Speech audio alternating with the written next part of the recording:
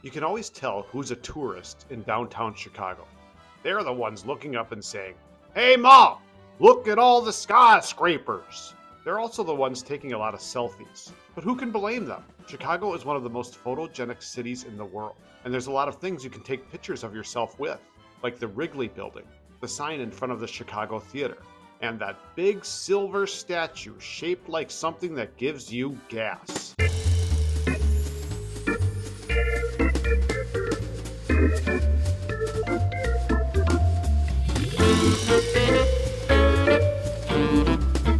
From 1852 to 1997, a portion of Chicago's Lakefront was owned by the Illinois Central Railroad.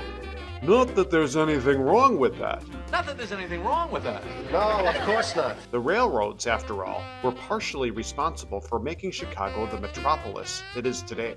But you'd think that Chicago's front lawn would be used for something more beautiful and fun than smoky train engines. In 1871, Union Baseball Grounds was built on the site. That was home to the Chicago White Stockings, who would later become the White Sox, right? Nope, the Chicago Cubs. Makes sense. But they didn't play there long, because the same year the Great Chicago Fire happened and destroyed the park and most of the rest of the city.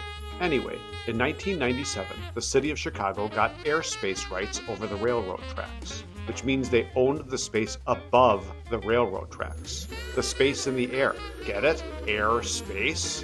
I was not aware of that. Now the city could create something beautiful to grace the lakefront, so they decided to build a parking structure. It didn't take them long to realize that a grand civic project would lure more private donations than a boring parking structure. And the idea for Millennium Park was born. So the city, led by Mayor Richard M. Daley, the son of the legendary Richard J. Daley, began seeking coffers. And coughs they got.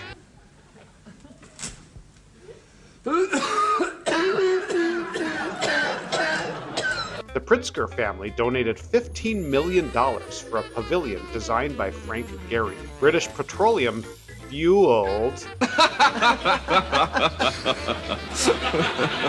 the BP Pedestrian Bridge. The Crown family donated the money for the Crown Fountain. You know, the monolith with creepy faces that spit water. And AT&T ponied up the dough for the AT&T Plaza, now known as the Grainger Plaza, which is the public space that hosts the giant silver bean, which is what everyone calls it, but it's actually supposed to be a cloud. In fact, its name is the Cloud Gate.